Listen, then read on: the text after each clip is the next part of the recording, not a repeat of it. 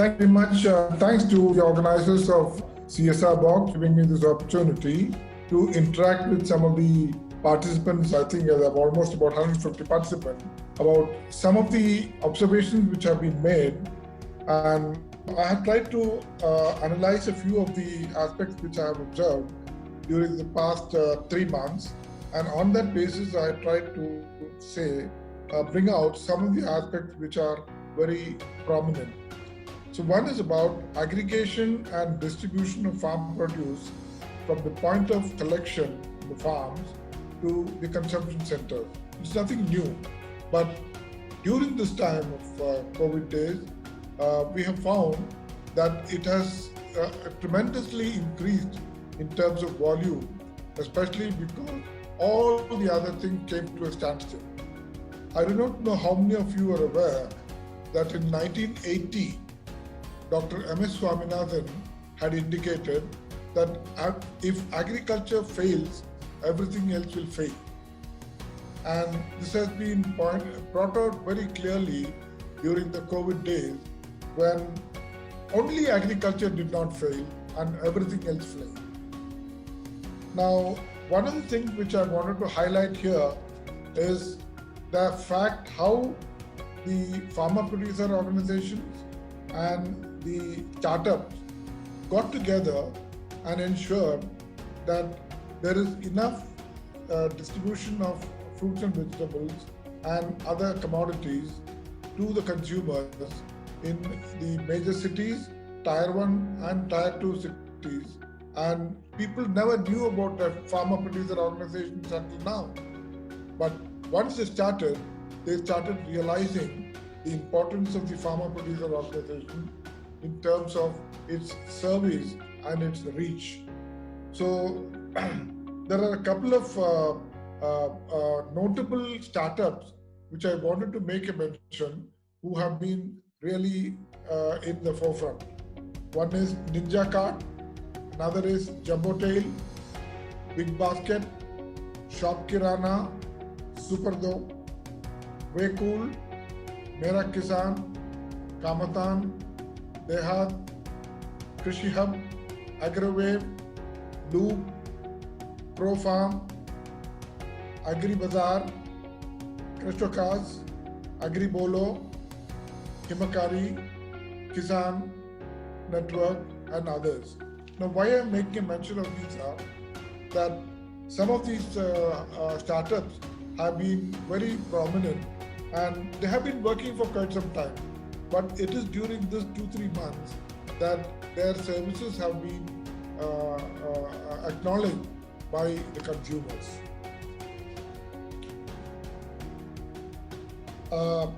Next is about quality assaying of agriculture commodities.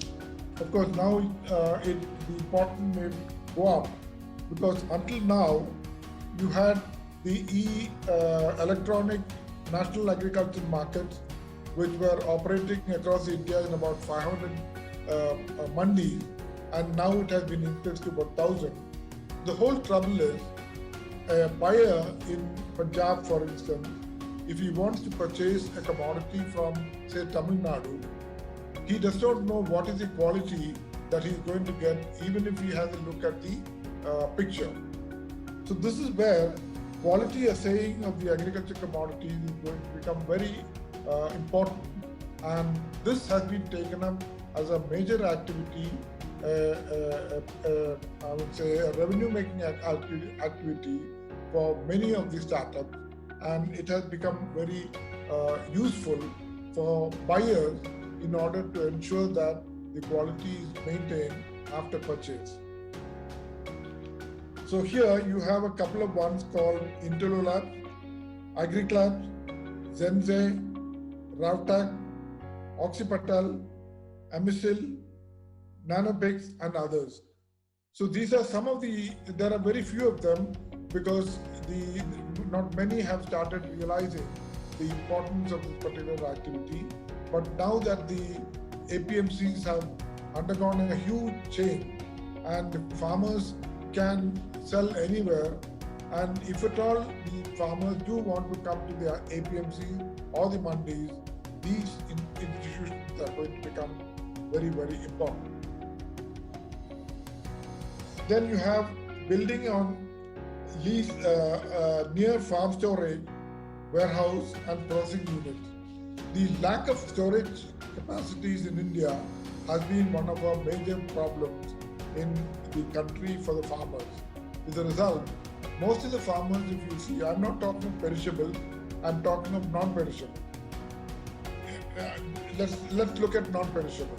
So when you look at non-perishables like cereals, wheat, paddy, maize, millets, and so on, because of the lack of warehouses in the village and nearby places, many of the farmers are not able to store their commodities in a proper manner, and it leads to losses to the extent of almost 30%.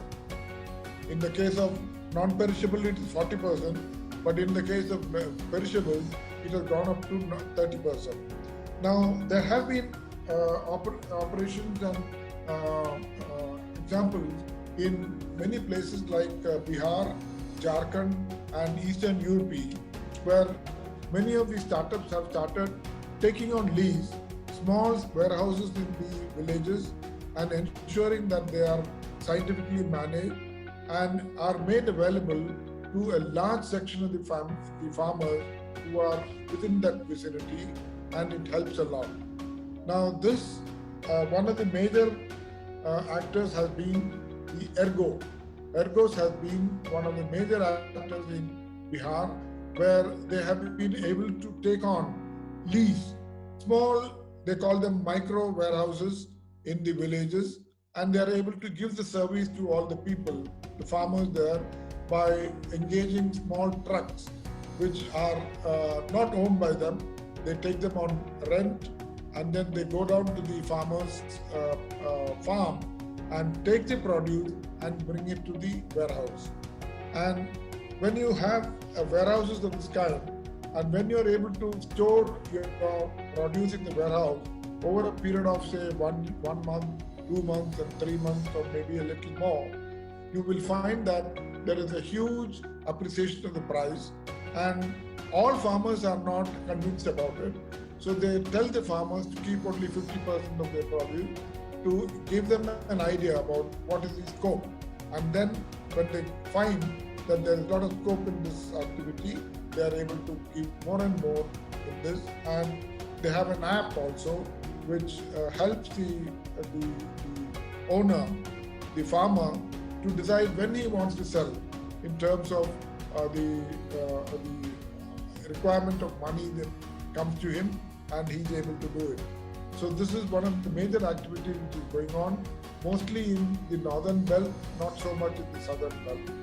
And as far as the perishables are concerned, you have a lot of players who are coming in with solar cold storages and low energy cold storages which do not use electricity at all, and in small quantities, where the farmer level is able to keep his vegetables for a period of 2 to 3 days at least before he sells it, and that helps him in appreciating the cost that he gets. You have Rukat, Ergos, I told you, Ecozen, Erigo, and Arya Collateral, Star Agri, Agri Bazaar, and others who are into this space. Then you have some startups which help in reducing the labor cost through mechanization. And there is a wonderful example in Madhya Pradesh and Kerala, where in Madhya Pradesh you have an organization, a startup called EM3, which takes on lease, on rent, the tractors and other agricultural machinery, and they give it on rent to the farmers on an hourly basis, so that the farmers, small farmers, are able to afford the use of such machinery. And in Kerala, you have what is known as the Green Army, where a group of farmers, especially women farmers, they come together, and then they do not own machinery. The machinery is owned by an organization like a cooperative bank or some other startup, and these women are able to make use of this machinery and take them to the farmer's farm and give them the service that they want on an hourly basis again, and it has become very, very popular in Kerala. And they're trying to do it in other states as well. So there is a lot of scope for this kind of activity to be taken up. Then about accurate and timely assessment of soil moisture. Now, most of the places you find that the farmers are unable to understand how much quantity of water to be irrigated for his crop, and in order to give him an idea about the water requirement based on the crop, based on the soil condition and the weather condition, the startup has got certain algorithms, certain small apps also, which help the farmer to realize how much is the quantity of water and when to irrigate the crop. So some of these things have been very helpful, and some of them have been some of the organizations which are very successful here are Satyut Analytics, Flybyte, Kritsam, AgriTrain, and Manna Irrigation. With many of these are all startups, and they are able to help small farmers because they cannot afford to have too much of technology. So they take technology on rent almost, and then they try to use it for the best of their organization. Then you have Farmer Advisory for Crop Monitoring, which includes institutional credit and crop insurance. So here, Agritech startup can also help in the sowing as well as crop monitoring solution. This includes solutions using satellites and capturing, analyzing the multiple data points, including weather, farm, soil and water data, all of which can facilitate decision making for the farmer and help him increasing his income. Some of the startups which are very popular here are Cropin, Satcher, Farm Guide, Niruti, Ignorant Technologies, RML, AG Risk, and Skynet. So some of these people have been very successful. Only thing is sometimes their reach is not so much as we want them to happen.